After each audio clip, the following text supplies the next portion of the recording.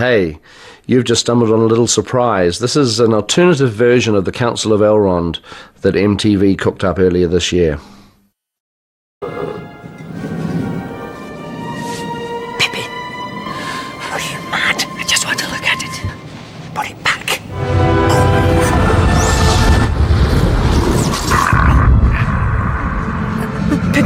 Pippin. It's hard to say which way is up and which way is down.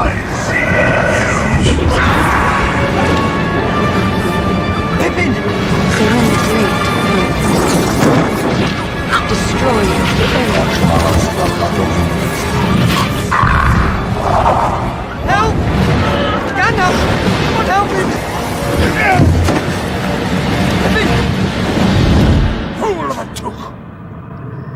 Rings of Power is one of the more baffling TV shows of recent times. Baffling because while it isn't necessarily the worst show ever made, it certainly isn't the best, or at least one that would live up to its prestigious name. It's really just poopy. Like, there's some good stuff in there, but it's muddied with a lot of bad stuff around it that ultimately makes it feel like one giant pile of poop. Poop.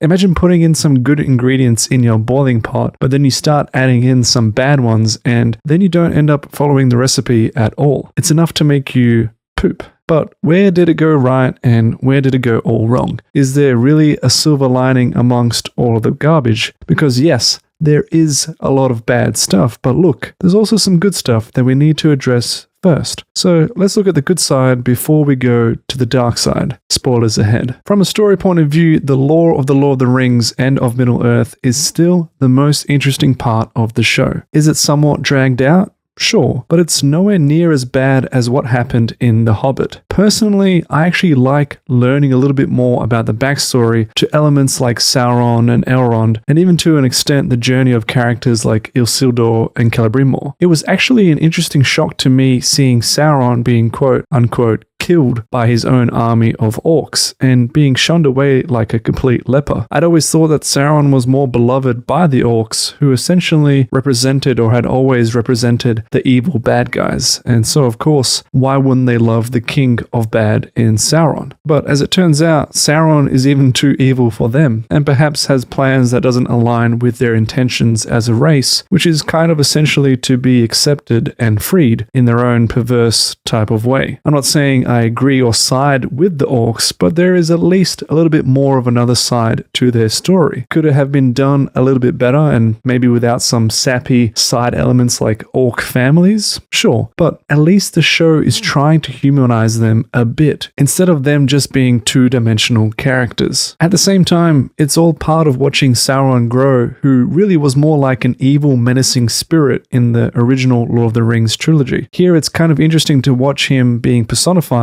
and traveling like a menacing wizard who can transform into anything and seems to be nearly impossible to kill. I also like the way he manipulates people cleverly and maybe sometimes subtly, even though there are times where I'm just screaming at characters to stop acting so stupid around him, because it's also so clear to see how much of a snake he is in those moments. But hey, as far as villains go, he's not horrendously bad, even though he could be better. Likewise with Elrond, I think he's been the most interesting and fun character to watch from both seasons, even though there were times in the first season that made me question his intelligence. His conversations with Durin in the first season were the best thing about him, but he was also incredibly misguided when it came to the whole business of being there just to get the rings made and then completely changing his tune in the second season to being like, oh no, wait, no, stop, please, don't make the rings. We need to stop Sauron. They're evil, yada yada yada. Whatever. At least he finally got to the right side, and throughout season 2 has been the saving grace of not doing dumb, stupid shit that just fucking jeopardizes things even further. Whether or not he's basically immune to the influence of the rings is also up in the air, but I'll get to that later on. And finally, I think seeing the slow transition of what's going to happen to Isildur later on has also always been in the back of my mind as something interesting, because I know that eventually he's going to turn for the worst, But as of right now, it's different to see him as more of a young, ambitious man who's trying to prove his worth to his father, to his brother-in-arms, and basically to himself. Is he a little bit reckless? Yes. Am I so deeply invested in his storyline? Not exactly. But hey, it's always interesting to see a character's journey from the good side into the bad, and I'm kind of looking forward to seeing what happens when he eventually does meet Sauron, which is sort of how I felt with Celebrimbor initially, as I was very curious to see how he would be manipulated into making the rings, which again initially seemed to be cleverly done through slow calculated moves until I guess wasn't really done with much subtlety at all. But hey, again, he is an interesting character in terms of the skills he has acquired, but also just of the knowledge and role he has with making the rings, which are actually something not really touched upon greatly in the original, given all the focus is on the one true ring to rule them all. Apart from the story, there are also some other good or okay-ish elements from the show. For example, some of the production design isn't so bad, particularly with something like their armor. There's some nice costuming whenever there's flashy looking dresses, and some of the CGI, usually from afar of larger cities, are good looking enough, or if there's enough darkness in the scene, there's some interesting creature design that makes it feel very real. Whenever there is a practical set, they're usually the best looking though, and things like the war trenches or some scenes of the villages do look nice enough. But look, it is very much hit or miss, so sometimes it works and other times it doesn't, and I still prefer the look and the visuals of the original Lord of the Rings trilogy. Which brings me to the darker side of things. There are a lot of most type of labels in this show, and unfortunately, they're all pretty much a huge letdown. Most expensive, most ambitious, most anticipated,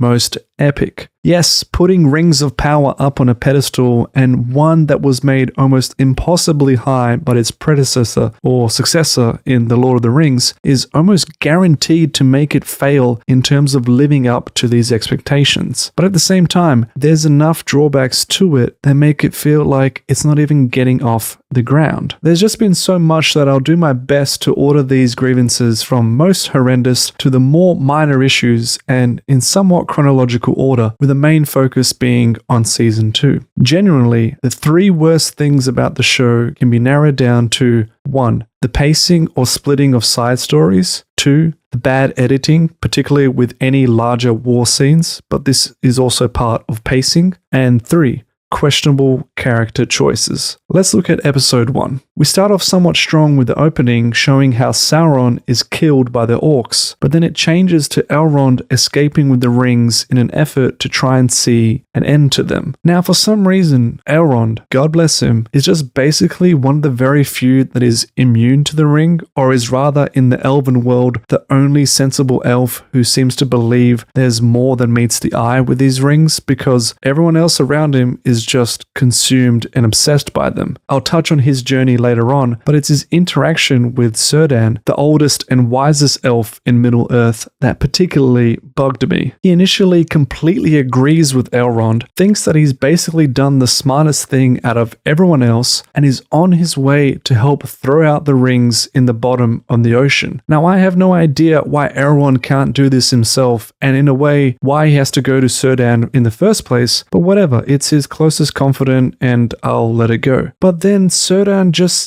sees the rings and is like, nope, looks good to me, bruh. These rings are awesome. Huh? Now, I have no clue if this is actually what happens in the books, but surely there has to be a little bit more explanation or an argument for why Círdan just turned down Elrond like that and is completely consumed and turned by the rings. And I get it. These rings are symbolic of a darker side that can tempt anyone or anything into doing something that isn't noble or truly in their best interest as a person of character or integrity. It's the temptation of all things in a way, but where's the line of how much sway it does or doesn't have, and how can it tempt Círdan so easily within 5 minutes of holding the rings, even though he's like the most wisest of all elves? Or do you have to spend a bit of time with them and have a journey in making them and being around them, just like Elrond did, which caused him to begin to feel suspicious of them, how is Elrond seemingly so wiser than Círdan? It just gets a little bit blurry. And then this questionable decision just becomes the catalyst for the rings to be taken on by the elves, and whatever, the power of the elves is saved, but evil still resides. To me, it's a situation that could have easily been avoided,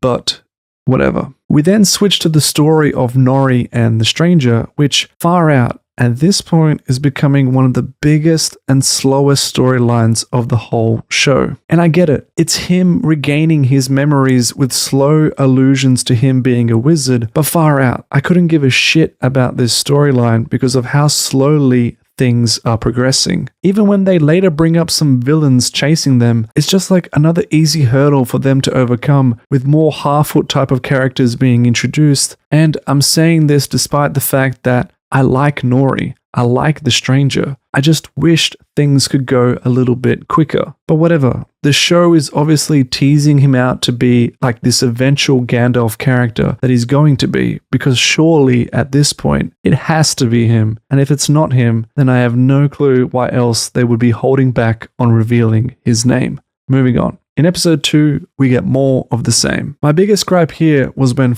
Celebrimor, who was specifically told by Galadriel in the previous season not to talk to Halbrand again, but then he just doesn't listen and starts, I don't know, being empathetic towards him. I mean, I'm also pissed at Galadriel for being all coy with Halbrand in the first place. One, for how she just generally refuses or hides in letting people know of the fact that he's Sauron, and two, like, couldn't you explain to Celebrimor a little bit more about why the hell he shouldn't trade or talk to Halbrand in the future? He's probably wondering why on earth he can't talk to a simple man. Like, who the hell is Galadriel to tell him otherwise? I even checked this with ChatGPT, and to completely cover everything, I can understand more about why Celebrimor allowed Halbrand in. He's the greatest of all elven smiths and is obviously a man of ambition, driven to perfection and wanting to create something that is the greatest thing that he could ever do. Essentially, his magnum opus, his whole life's work,